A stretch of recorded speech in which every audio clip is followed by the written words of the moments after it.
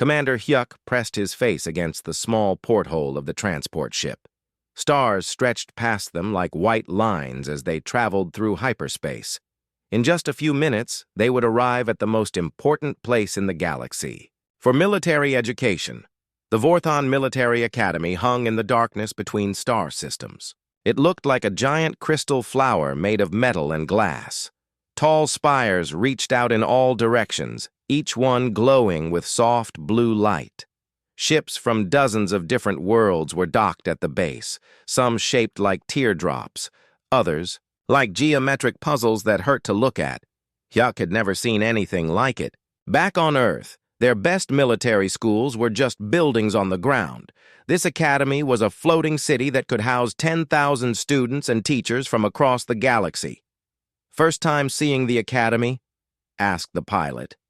She was a Zenthari with blue skin and 6 arms that moved the ship controls with perfect precision. Her large black eyes reflected the academy's lights. "Yes," Hyuk replied. "It's bigger than I expected." The pilot laughed, a sound like wind chimes. "Wait until you see the inside. They say it has classrooms that can hold 1,000 students each. Libraries with books from every known civilization, training rooms that can create any environment in the galaxy." As they got closer, Hyuk could see other transport ships bringing students from all over. A long silver ship carried what looked like floating jellyfish creatures. A cube-shaped vessel held beings that glowed like living stars. A ship that seemed to be made of pure crystal transported passengers he could not even see clearly. The docking process took 20 minutes. Hyuk gathered his single bag and followed the other passengers off the ship. The docking bay was enormous, with a ceiling so high it disappeared into shadows. Hundreds of beings moved around him, speaking in languages that sounded like music, grinding stones or electronic beeps. A voice spoke in perfect human English from speakers hidden in the walls. "Welcome to Vorthon Military Academy. All new students report to Registration Hall 7 for orientation and class assignments." Hyuk followed the signs through corridors that seemed to stretch forever. The walls were made of some kind of smart glass that showed moving pictures of famous battles, great leaders, and technological achievements from across the galaxy. He saw things he recognized from Earth's history, but also battles fought with weapons he could not understand, in places that looked like nothing on his home world. Registration Hall 7 was packed with new students. Hyuk found himself surrounded by beings that challenged everything he thought he knew about life in the universe. There were creatures that looked like walking trees, with bark for skin and leaves for hair. Others appeared to be made of living metal, their bodies reflecting the hall's bright lights. Some floated in the air without any visible means of support, while others needed mechanical suits just to move in the academy's atmosphere. At the registration desk, a polite robot scanned a device over Hyuk's identification chip. "Commander Hyuk of Earth," it announced in a pleasant voice. "You are assigned to Advanced Threat Assessment Section 4. Classes begin tomorrow at the 7th hour. Your dormitory assignment is Tower 12, Level 4, Room 473. The robot handed him a small device that looked like a piece of clear glass. "This is your academy interface. It will show you maps, schedules, and translate any language you encounter. Welcome to the academy, Commander." Hyuk made his way to Tower 12, following the glowing arrows that appeared on his new device. The dormitory was more luxurious than any place he had ever lived. His room had a bed that adjusted to his body, a desk that could display any information he needed, and a window that looked out at the swirling colors of hyperspace. He unpacked his few belongings and sat on the bed, looking at his class schedule. Advanced Threat Assessment was listed as the most challenging course offered at the academy. According to the description, it covered analysis of emerging dangers to galactic stability with focus on species exhibiting rapid technological development and expansion potential. That evening, he went to the student dining hall. The room was the size of a football stadium, with thousands of tables arranged in sections based on the atmospheric needs of different species. Some areas were filled with thick gas, others had lower gravity, and some had temperatures that would freeze or cook a human in seconds. Yuck found the section designated for oxygen-breathing species at normal temperature and gravity. He got food from a machine that scanned his biology and provided a meal safe for human consumption. It tasted like chicken and rice, though he was pretty sure it was neither. At his table, he met his first fellow students. There was Jae-won, a tall being with gray skin and 4 eyes, from somewhere called the Crystal Hegemony. Beside him sat Do-yun, who looked almost human except for his purple hair and slightly pointed ears, representing the Outer Rim colonies. "So, you are from Earth," Jae-won said in accented but clear English. "We have heard much about your world."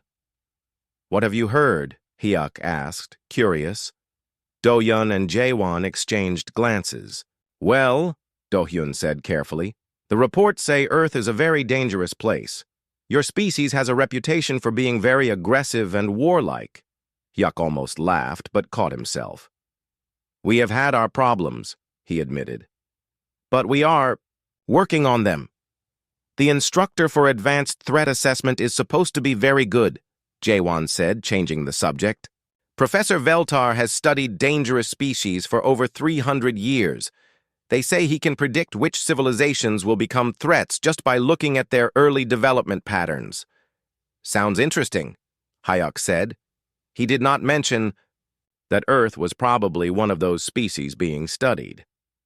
After dinner, Hyuk walked through the Academy's central plaza.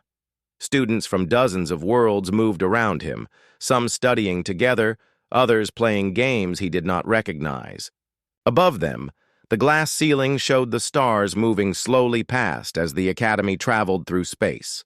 He found a quiet corner and activated his personal communicator. It took a few minutes to establish a connection across the galaxy to Earth. "Hyuk!" His sister Minji's face appeared on the small screen. "How is the Academy?" "Amazing," he said honestly. "I have never seen anything like this place. How are things at home?" "Good," she replied. "I had a busy day at the hospital, helped deliver 3 babies and treated a little girl who broke her arm falling out of a tree. Just normal human things." They talked for a few more minutes about family, about her work as a doctor, about their parents who were proud that their son was representing Earth at such an important place. After the call ended, Hyuk looked around at his fellow students.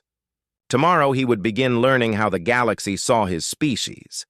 Based on the careful way Jae-won and Do-hyun had spoken about Earth, he suspected it would be an interesting experience. He went back to his room and prepared for bed. Through his window, he could see ships from dozens of worlds docked at the Academy. Somewhere among all those different species and cultures, humans were trying to find their place. Tomorrow would be his first day in advanced threat assessment. Tomorrow, he would learn exactly what the galaxy thought of Earth and its people. As he fell asleep, Hyuk wondered if he would learn more about the galaxy's fears or about humanity itself. Hyuk arrived at the Advanced Threat Assessment classroom 15 minutes early. The room was enormous, with seats arranged in curved rows that could hold nearly 200 students. A massive holographic projector dominated the center, currently displaying the spinning logos of various galactic governments. Other students filtered in gradually. Hyuk recognized Jae-won and Do-hyun from dinner the night before. There was also Minho, a reptilian being with scales that changed color based on his mood, and Sujin, who looked like a walking crystal formation but spoke in a voice like singing. Bells. At exactly the 7th hour, Professor Veltar entered the classroom. He was impressive in a way that made everyone sit straighter. Standing nearly 8 feet tall, he had 4 eyes arranged around his head, skin that looked like polished stone, and arms that ended in hands with too many fingers. When he moved, he seemed to flow rather than walk. "Students," Veltar began, his voice carrying easily through the large room. "Welcome to Advanced Threat Assessment. In this course, we will study the most dangerous forces in our galaxy. We will learn to recognize threats before they become catastrophic. We will understand why some species become destroyers of worlds while others become builders of civilizations. He activated the holographic projector. The Academy logo disappeared, replaced by a slow-rotating image of a blue and green planet.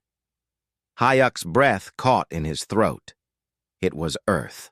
Today we begin with a species that has become the subject of intense study throughout the galactic community, Veltar continued. A species that represents perhaps the greatest emerging threat to galactic stability in the last 1,000 years. The image of Earth grew larger, showing continents and oceans in perfect detail. Around the classroom, students leaned forward with interest. Hyuk sank slightly lower in his seat. Humans! Veltar said the word like it left a bad taste in his mouth. From the third planet of an unremarkable star system on the edge of the galaxy. Discovered by our scouts only 50 of their years ago, yet already they have forced us to reconsider everything we thought we knew about dangerous species development. The display changed to show footage of human cities. New York, Tokyo, London, Seoul, all bustling with activity, all showing millions of humans moving through their daily lives. But the way Professor Veltar presented it made it look sinister. Somehow. Observe their population density, the professor pointed out. Over 8 billion individuals packed onto a single world. Most species spread to other planets long before reaching such numbers. But humans seem comfortable living in these crowded conditions. This suggests a species adapted to resource competition and territorial conflict.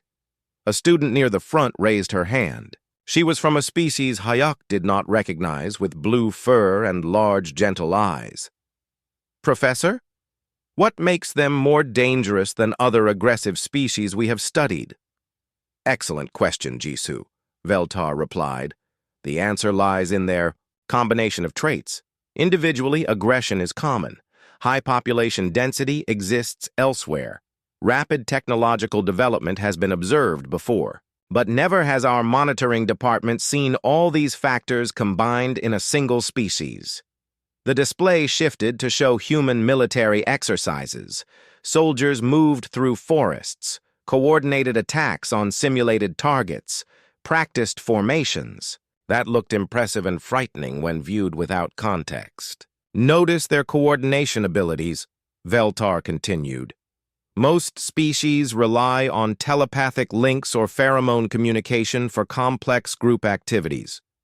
Humans accomplish this level of coordination using only primitive audio signals and visual cues, yet their tactical precision rivals our most advanced hive mind civilizations.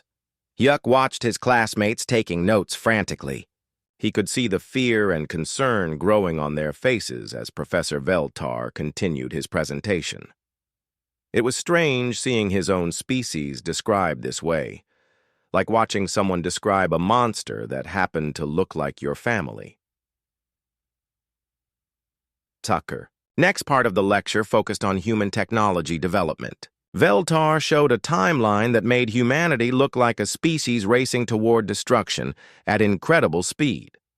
From the first powered flight to nuclear weapons in less than 50 years, the professor pointed out. From nuclear weapons to space, travel in just 25 years. From space travel to faster-than-light capability in merely 75 years. Students, most civilizations require thousands of years for such development. The speed suggests either incredible intelligence or incredible recklessness. Perhaps both, suggested Minho, his scales shifting to a worried orange color. Indeed, Veltar agreed. And this brings us to perhaps the most concerning aspect of human development. They achieved interstellar travel while still engaging in active warfare on their home planet. The holographic display showed news footage from various human conflicts, tanks rolling through deserts, aircraft dropping bombs, soldiers in combat gear moving through destroyed buildings. Taken out of context and presented without explanation, it painted a picture of a species that loved violence for its own sake. Most, Species achieve global peace before developing interstellar capability, Veltar explained. This is natural evolutionary progress. Beings intelligent enough to travel between stars are usually intelligent enough to stop fighting among themselves. Humans appear to be the exception, a crystalline student near the back spoke up. Her voice sounded like wind through crystal formations. Professor, do we have any data on their expansion plans? We do, young me, Veltar replied, and the display changed again. This time it showed a map of local space with various systems, marked in different colors. Red systems indicate confirmed human presence. Yellow systems show probable expansion targets based on their current trajectory. The map looked alarming. Red dots scattered through dozens of star systems, with yellow markers stretching much further out. It looked like a disease spreading through the galaxy. In just 50 years, they have established colonies in 47 star systems, Veltar continued. Their expansion rate exceeds even the ancient Vorthan Empire at its peak. If this continues, humans will have a presence in over 300 systems within 2 centuries. The classroom filled with worried murmurs. Students exchanged glances and whispered in languages Hayek's translator could not process. He could feel the tension building around him. But Professor, J1 asked, surely the Galactic Council is monitoring this situation. Indeed they are, Veltar confirmed. However, humans have been careful to establish colonies only in uninhabited systems. They have not directly threatened any existing civilizations. This makes it difficult for the Council to take action without appearing aggressive themselves. How clever of them, Sujin noted, her crystal body flickering with what might have been admiration or fear. As the class period continued, Professor Veltar showed more footage, more statistics, more evidence of humanity's supposedly threatening nature. He showed human weapons, human industry, human population growth. Every piece of information was presented in the most alarming way possible. Through it all, Hayek took careful notes. He wrote down every claim, every statistic, every piece of footage Professor Veltar showed. Not because he agreed with the presentation, but because he was beginning to understand just how much the galaxy feared his people. When class ended, students filed out talking excitedly about the lecture. Hugh heard fragments of conversation in various languages, all centered on the theme of the human threat. As he walked back to his dormitory, Hyuk thought about his sister Minji working at the hospital, saving lives every day. He thought about his parents, who had spent their careers as teachers, helping children learn and grow. He thought about his neighbors back home, ordinary people living ordinary lives, completely unaware that much of the galaxy saw them as monsters. Tomorrow's class would cover more aspects of the supposed human threat. Hayek wondered what Professor Veltar would show them next, and how much worse it would make his species look. The third week of classes brought Professor Veltar's most dramatic lectures yet. Hayek entered the classroom to find it packed with more students than usual. Word had spread throughout the academy about the human threat assessment, and beings from other courses had come to observe. Today we discuss the most important factor in understanding human danger potential, Professor Veltar announced as the room settled into silence. We must examine their place of origin. Students, I present to you the concept of the death world. The holographic display showed Earth again, but this time the focus was different. Instead of cities and civilization, the projection showed hurricanes, swirling over oceans, tornadoes tearing across plains, and massive storms dropping lightning like weapons from the sky. Earth has been classified as a Class 9 hazardous environment, Veltar continued. This is the second highest danger rating we assign to planets. Only worlds with active stellar radiation or toxic atmospheres rate higher. A student from the back row raised her hand. Professor, if Earth is so dangerous, how did humans evolve there? That, Bora, is precisely what makes them so terrifying, Veltar replied. They did not just survive these conditions, they adapted to thrive in them. The display changed to show Earth's gravity measurements, atmospheric pressure readings, and temperature ranges. To Hayek, these were just normal facts about his home, but presented this way, Earth sounded like a nightmare world that should be uninhabitable. The gravitational force on Earth would crush most species within minutes, the professor explained. The atmospheric pressure is 3 times what most civilizations consider safe. The temperature ranges from levels that would freeze crystalline beings solid to heat that would melt Xanthari tissue. Hayek looked around at his classmates. Many were taking notes with expressions of horror and fascination. Sujin's crystal body was flickering rapidly, which he had learned meant she was deeply concerned. Minho's scales had turned a dark red color that indicated fear. But surely they live in protected environments, suggested Jisoo, the blue-furred student from the front row. Climate-controlled cities, perhaps? Professor Veltar smiled in a way that showed too many sharp teeth. Observe, he said, and the ECE display changed again. Now it showed humans doing things that made the alien students gasp in shock. People swimming in oceans during storms. Mountain climbers scaling peaks in blizzard conditions. Surfers riding waves that looked tall enough to destroy buildings. Children playing outside in weather that would send most species running for shelter. They engage in recreational activities that would be considered severe survival training. For our most elite military units, Veltar pointed out, they climb mountains for entertainment. They dive deep into crushing ocean depths. They run across burning deserts for sport. The display showed marathon runners, deep sea divers, and rock climbers, all normal human activities, but presented as evidence of an incredibly hardy and dangerous species. Their young are trained from birth to endure these conditions, Veltar continued. Human children play games that would hospitalize adults of most species. They are taught to swim in the corrosive liquid that covers most of their planet. They learn to survive in temperature extremes that fluctuate wildly throughout their planetary rotation cycle.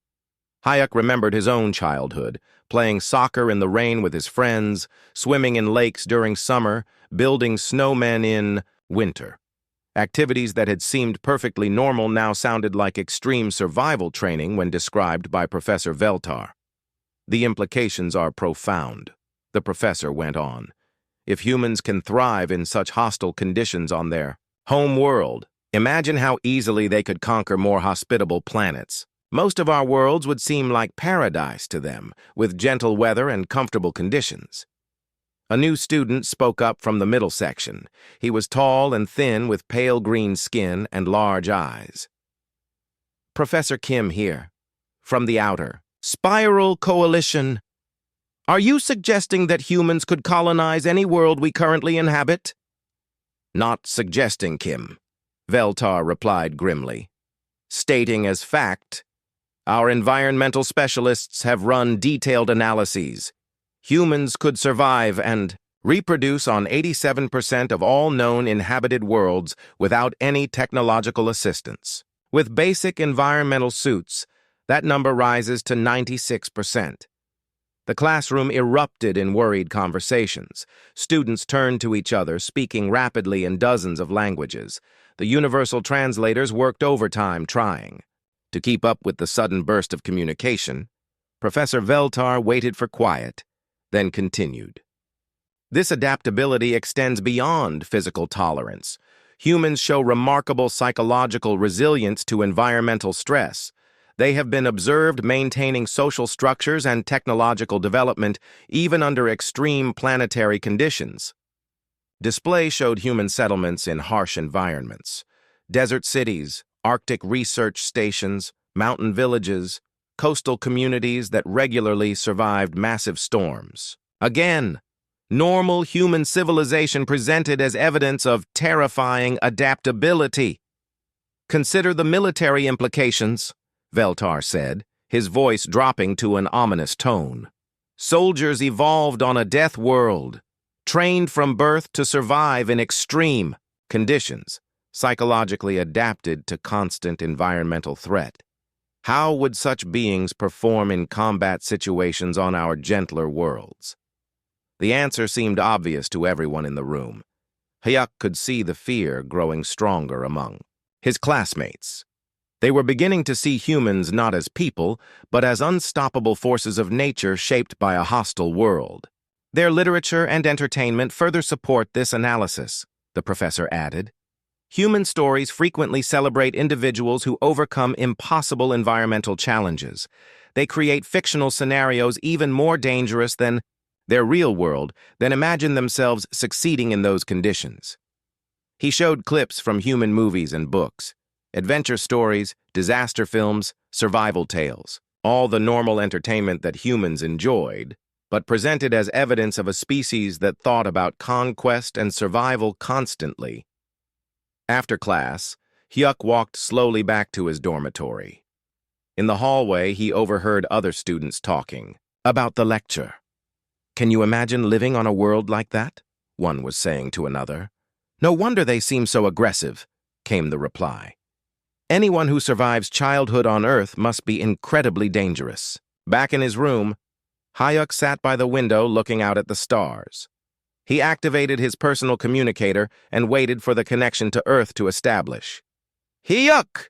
Minji's face appeared on the screen, bright and cheerful as always. "Perfect. Timing. I just got home from work. How was your day?" he asked. "Wonderful," she replied.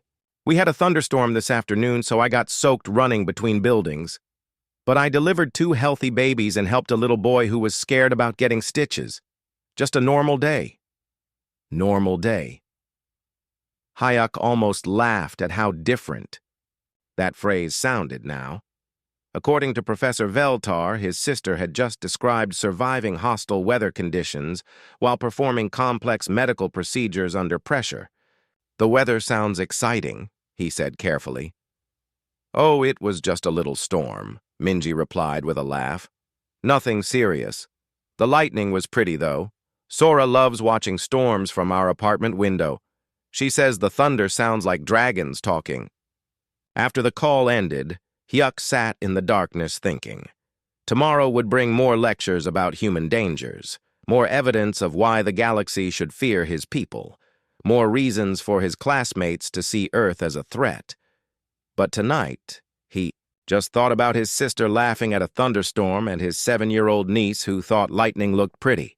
3 weeks into the course, Professor Veltar announced the final project assignment. The classroom fell silent as he explained the requirements. Each student will present an analysis of a current or potential threat to galactic stability, he said, his 4 eyes scanning the room. You may choose any topic related to our course material.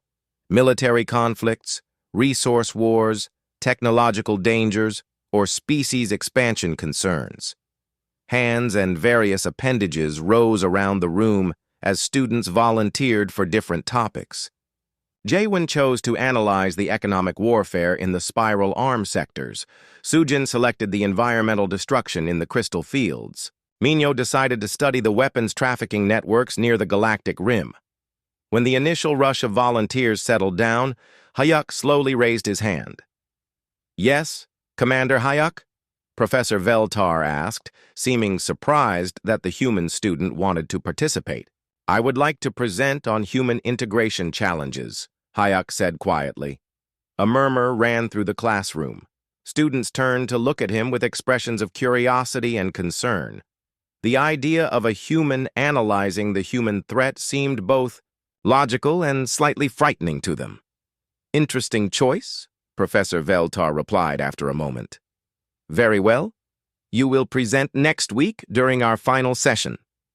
After class, several students approached Hyuk in the hallway. They seemed nervous but curious about what he might say. "Are you planning to confirm the professor's analysis?" Jisoo asked, her blue fur rippling with anxiety. "Or will you argue against it?" Sujin wanted to know, her crystal body flickering with anticipation. "I plan to tell the truth," Hyuk replied simply. "Whatever that turns out to be." The week passed, quickly. Hyuk spent his time preparing carefully, gathering information and images, thinking about what he wanted to say and how to say it. He watched recordings of the previous lectures, noting every claim Professor Veltar had made about humanity. On the morning of presentations, the classroom was more crowded than Hayek had ever seen it. Word had spread throughout the academy that the human student would be speaking about his own species. Beings from other courses, other departments, even some faculty members had come to observe. Professor Veltar introduced each presenter in turn. Students gave detailed analyses of various galactic threats, complete with statistical projections and recommended response strategies. All were well-researched and professionally presented. Finally, Veltar called Hayek to the front of the room. Commander, Hyuk will now present his analysis of human integration challenges, the professor announced. Hyuk walked to the front of the enormous classroom. Nearly 300 alien beings watched him expectantly. Some looked curious, others worried, a few seemed almost afraid of what he might say. He activated the holographic projector with the remote control, but instead of displaying charts or military footage, he started with a simple question. "How many of you have children?" he asked. The question caught everyone off guard. Slowly, hands and appendages and tentacles rose throughout the room. More than half the students responded positively. "I have a daughter," Hayek continued. "Her name is Sora. She lives on Earth with my sister Minji. Sora is 7 years old and wants to be a teacher when she grows up." He activated the hologram. Instead of weapons or soldiers or threatening statistics, the display showed a photograph. A small human girl in a bright yellow school uniform, smiling at the camera with a gap-toothed grin. Her dark hair was pulled back in pigtails, and she was holding a drawing of what appeared to be alien creatures holding hands. "This is what a human looks like before we become the monsters you have been studying," Hyuk said quietly. The room fell, completely silent. Students stared at the image of the little girl, trying to reconcile it with everything they had learned about dangerous humans over the past month. "Professor Veltar has taught you many things about my species," Hayek continued. "He has shown you our weapons, our wars, our expansion into space. He has explained how our harsh world shaped us into beings adapted for conflict and survival." The image changed to show more photos. Human children playing in parks, families having picnics, elderly people feeding birds in city squares. Normal, peaceful moments from daily life on Earth. "He is correct about many of these facts," Hayek acknowledged. "We are from a harsh world. We have fought terrible wars. We have weapons that could destroy planets. We are expanding rapidly into space." He paused, looking around the room at the hundreds of faces watching him. But Professor Veltar has missed the most important parts of the story. The holographic display changed again. This time it showed footage that Professor Veltar had not included in his lectures. Humans rushing into burning buildings to save strangers. Medical teams working around the clock during disasters. Volunteers distributing food and supplies to refugees. "You have learned to see us as pack hunters," Hayek said. "I want you to see people who will die before they abandon a friend. You have been taught that we are violent and aggressive. I want to show you a species that learned to turn those instincts toward protecting others." The images continued. Human. Peacekeepers working in conflict zones. Doctors treating patients regardless of their ability to pay. Teachers spending their own money to buy supplies for students. Environmental scientists working to save endangered species. Professor Veltar showed you our military exercises and called them evidence of coordination without telepathic links, Hayek explained. What he did not mention is that those same coordination abilities allow us to respond to natural disasters, to organize massive humanitarian efforts, to work together on projects that benefit everyone. A new set of images appeared. The International Space Station, a symbol of human cooperation. The Global Health Initiative that had eliminated several major diseases. International rescue operations that had saved thousands of lives during earthquakes, floods, and other disasters. He told you about our rapid technological development and our continued conflicts, Hyuk continued. What he did not tell you is that we are learning. Each generation of humans is less violent than the last. Our wars are smaller, our weapons more precise, our focus increasingly on protection rather than conquest. The display showed statistics that Professor Veltar had not shared: declining rates of violent conflict over the past century, increasing international cooperation, growing investment in peaceful technologies and medical research. You were taught that our harsh world made us dangerous, Hyuk said. I want you to understand that our harsh world taught us to take care of each other. He showed footage of human communities responding to natural disasters, neighbors helping neighbors, strangers risking their lives to help people they had never met, entire cities working together to rebuild after storms, earthquakes, and floods. The death world that Professor Veltar described is real, Hyuk acknowledged. But he missed the most important lesson it taught us.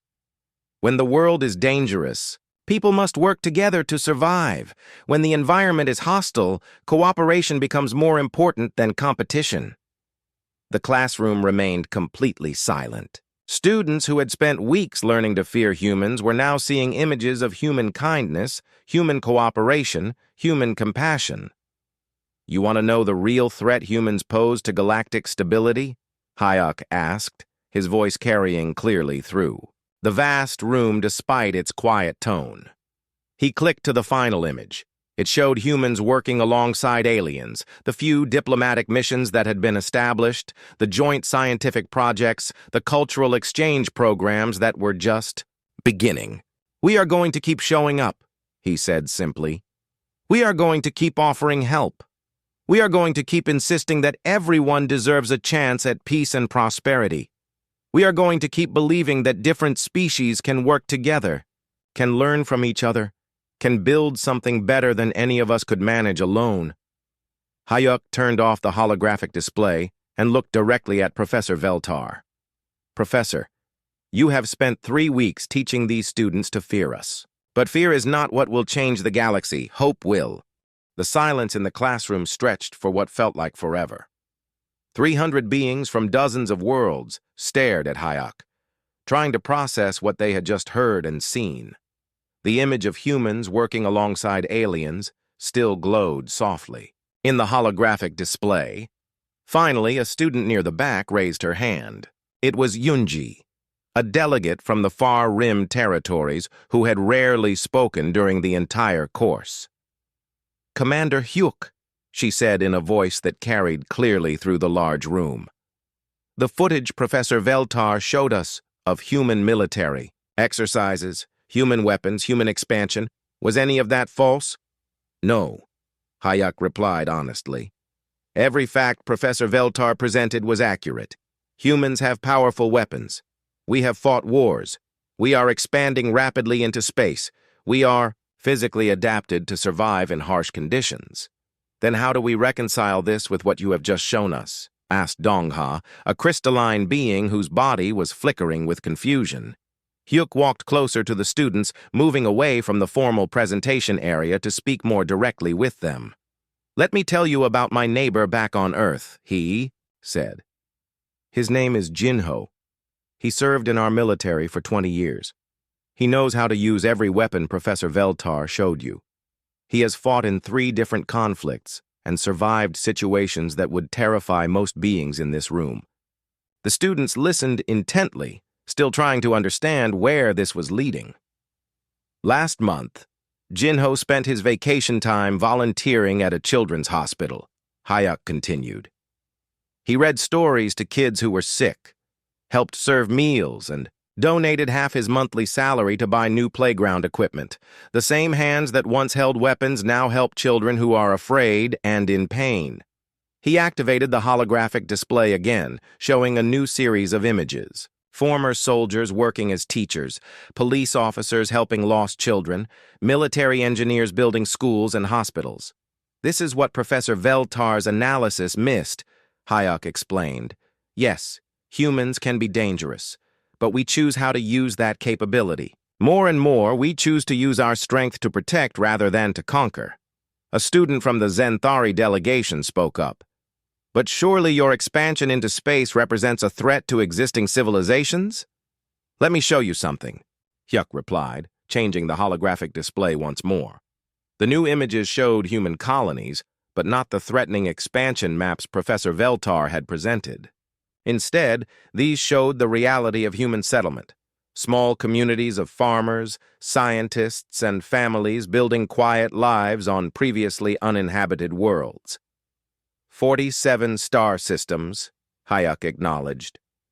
But look closer at what we built there. The display showed human settlements with careful environmental protection, sustainable technology, and communities designed to work in harmony with local ecosystems rather than destroying them. Every human colony includes environmental restoration projects, Hyuk explained. We have brought back extinct plant species on 6 worlds. We have cleaned polluted water systems on 12 planets. We have established nature preserves on 23 colonies. But why? Asked Sujin, her crystal body now glowing with genuine curiosity rather than fear.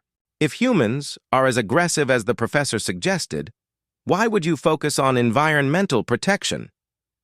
Because we learned from our mistakes on Earth, Hyuk replied. We damaged our homeworld through ignorance and carelessness. Now we know better. Every new world we settle is a chance to do things right from the beginning. He showed them images of restoration projects on Earth itself, forests being replanted, oceans being cleaned, cities being redesigned to work with nature instead of against it. The harsh conditions Professor Veltar described taught us something important, Hyuk continued. When resources are limited and the environment is dangerous, you must be very careful about how you use what you have. Waste is not just inefficient, it can be fatal. A new student raised her hand. Hyuk did not recognize her, but she wore the insignia of the Academic Observer Corps, meaning she was probably faculty from another department. Commander, what about the speed of human technological development?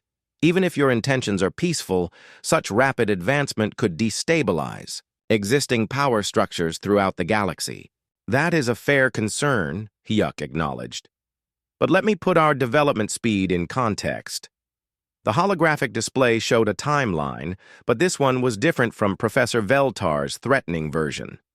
This timeline showed not just human technological advancement, but also human social development. Yes, we developed nuclear weapons quickly, Hyuk admitted. But we also developed international law, global communication networks, and cooperative space exploration. For every destructive technology we created, we also developed ways to control it, share it, or use it for peaceful purposes. The timeline showed the establishment of international organizations, peace treaties, environmental protection agreements, and humanitarian aid programs, all developed alongside technological advancement. Our nuclear technology led to nuclear medicine that saves millions of lives, Hyuk pointed out. Our military aviation research led to global transportation networks that connect our entire world. Our weapons research led to protective technologies that keep our peacekeepers safe while they help others. Professor Veltar had remained silent throughout Hyuk's presentation, but now he stepped forward. Commander Hyuk raises interesting points, the professor said carefully. But the statistical analysis remains concerning. Human expansion continues at an unprecedented rate. Military capabilities continue to grow. How can the galaxy be certain that peaceful intentions will continue?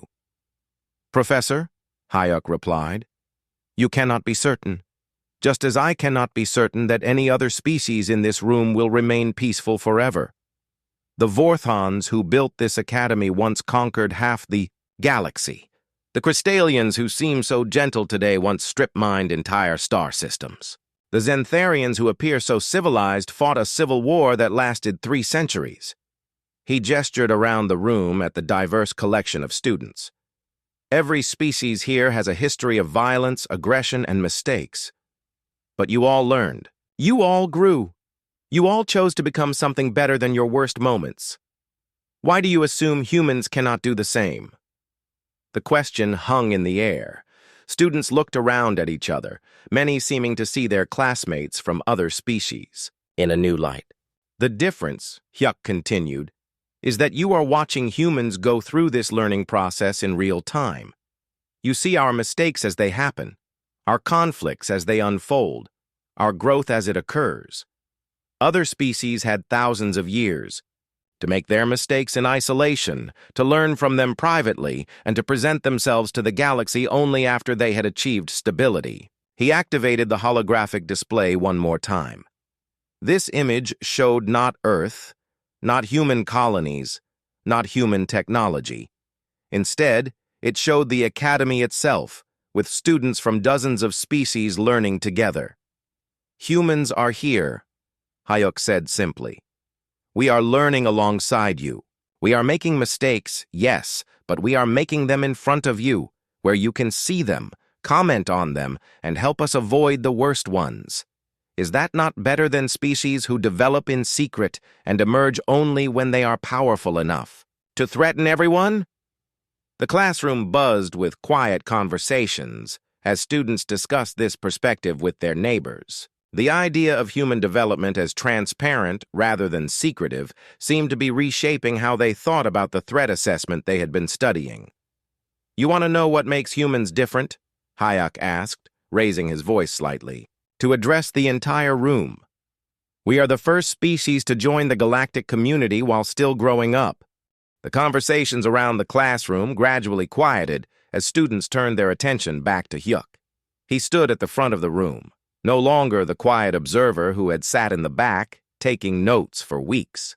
Now he commanded the space, with a calm confidence that seemed to fill the enormous hall. You have all been very patient listening to me correct the record about my species, Hyuk said, his voice carrying easily to the back rows. But I want to end with something more important than statistics or historical analysis or threat assessments. He deactivated the holographic display completely. No images, no data, no visual aids. Just a human standing in front of 300 alien beings speaking from the heart. Professor Veltar asked what threat humans posed to galactic stability. Hyuk continued. I want to answer that question directly and honestly. The room fell completely silent. Even Professor Veltar leaned forward slightly, curious to hear this final part of the presentation. The threat we pose is not military conquest. It is not economic domination. It is not environmental destruction or technological disruption, Hyuk said. The threat we pose is hope. He let that word hang in the air for a moment before continuing.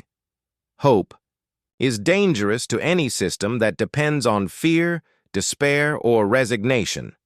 Hope challenges the idea that things must always be the way they have always been. Hope insists that improvement is possible, that cooperation can work, that different beings can find common ground. Hyuk walked closer to the students, moving down the steps between the curved rows of seats. For thousands of years, this galaxy has been organized around careful balances of power.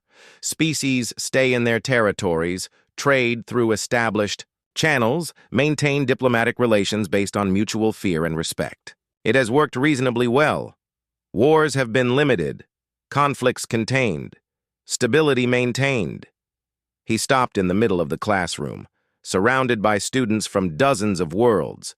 But humans do not understand why things have to stay the same just because that is how they have always been, he said. We see problems and think they can be solved. We see barriers and think they can be crossed. We see enemies and think they can become friends. The holographic display flickered back to life, but this time it showed something new. Images of the Academy itself, of students from different species working together, learning together, sharing meals and conversations and ideas. This Academy is proof that cooperation works, Hyuk pointed out. You are all here, beings from civilizations that were once enemies, now studying together peacefully.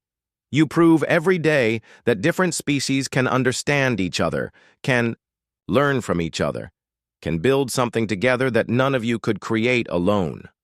He gestured around the room at the diverse collection of students. "But this academy exists in isolation. It is a special place, separate from the normal relations between your worlds. When you graduate, you will return to your homes and the old patterns will continue. Trade barriers, territorial restrictions, diplomatic protocols that keep everyone at a safe distance from everyone else." Sujin's crystal body flickered with what might have been understanding. "You are saying humans want to change those patterns?" I'm saying humans do not understand why those patterns exist in the first place," Hayek replied. "We look at this academy and think, why cannot all places be like this? We see species cooperating successfully and think, why do they not cooperate more? We see problems that could be solved by working together and think, why are they not working together?" Professor Veltar stepped forward. "Because cooperation on a galactic scale has never been attempted. The risks are too great, the potential for conflict too high, the differences between species too fundamental." "With respect, Professor," Hayek replied, "that is exactly the kind of thinking humans find hard to accept. You say it has never been attempted, so therefore it cannot work. We hear that something has never been attempted and think that means it is worth trying."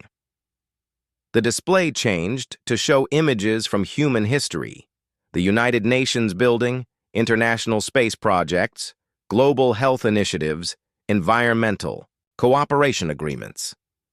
Humans have spent the last century learning to cooperate across barriers that once seemed impossible to cross, Hayek explained. Different languages, different cultures, different economic systems, different political philosophies. We thought these differences made cooperation impossible. We were wrong. He showed images of former enemies working together, of nations that had been at war for generations finding ways to build peace, of communities that had been divided by prejudice, learning to live in harmony. It was not easy.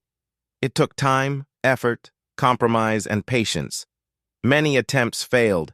Many people said it was impossible. But some of us kept trying, and eventually we found ways to make it work. But species differences are far greater than human cultural differences, objected Jaewon. Are they? Hayek asked. You breathe different atmospheres, but so do humans from different altitudes on Earth. You have different body structures, but humans have learned to accommodate beings who cannot walk, cannot see, cannot hear. You think in different ways, but humans include individuals with vastly different cognitive abilities and thinking patterns. The images shifted to show humans working with artificial intelligences, with genetically modified organisms, with technologies that thought in completely non-human ways. We have learned to cooperate with forms of intelligence that are not even biological, Hayek pointed out. We have built partnerships with machines that process information in ways completely unlike human thinking. If we can do that, why should cooperating with alien species be impossible? The classroom buzzed with quiet discussions as students considered this perspective. The idea that species differences might not be insurmountable barriers was clearly new to many of them. You still have not explained why this represents a threat, Professor Veltar pointed out. Because hope is contagious, Yuk replied simply, and hope for change threatens any system that benefits from keeping things the same. He activated the holographic display one final time. This image showed not human technology or human expansion or human capabilities. Instead, it showed the Academy's communication logs, messages being sent from students to their home worlds. Every student here will return home with stories about working alongside beings they were taught to fear or distrust. They will tell their families, their friends, their leaders about the cooperation they experienced here. Some will suggest that maybe more cooperation is possible. Some will propose new forms of trade, new diplomatic relationships, new joint projects. The display showed message traffic increasing over the weeks of the semester, students sharing their experiences with contacts throughout the galaxy. That is the real human threat, Hayek said, his quiet voice somehow filling the enormous space. We are going to keep showing up. We are going to keep making friends. We are going to keep suggesting that maybe things could be better. We are going to keep demonstrating that cooperation works. We are going to keep asking, why not, when others say, that is impossible. He looked directly at Professor Veltar. Professor, you have taught these students to fear human weapons, human expansion, human technological development. But the most dangerous thing about humans is not our ability to destroy. It is our refusal to accept that destruction is inevitable. The holographic display went dark. Hayek stood in the center of the classroom, surrounded by hundreds of alien beings who had come to learn about threats to galactic stability and instead had been offered a vision of galactic possibility. We are not the monsters under your bed, he said quietly. We are the neighbors who show up with soup when you are sick, who help you move to a new planet, who stay up all night helping your children with their homework. We are the species who looks at problems and says, we can fix this together. For a long moment, nobody moved. 300 beings from dozens of worlds sat in complete silence, processing what they had heard. Then Professor Veltar began to clap. It started as a slow, measured applause. Then Sujin joined in, her crystal body chiming musically with each impact. Jisoo added her own applause, followed by Minho, then Jaewon, then dozens of others. Within moments, the entire classroom thundered with applause from beings who had come to learn about humanity as a threat and instead had discovered humanity as hope. As the applause continued, Hyuk quietly returned to his seat. He pulled out his personal communicator and composed a message to his family back on Earth. Hi, Sora, he wrote. Academy is going well. Made some new friends today. Looking forward to bringing them home to meet you someday. The galaxy is smaller than I thought, and more friendly than anyone expected. Love, Uncle Hyuk. He sent the message and looked around at his classmates, many of whom were now discussing plans for continued cooperation after graduation. Outside the Academy's great windows, the stars no longer looked like distant, isolated points of light. They looked like neighbors,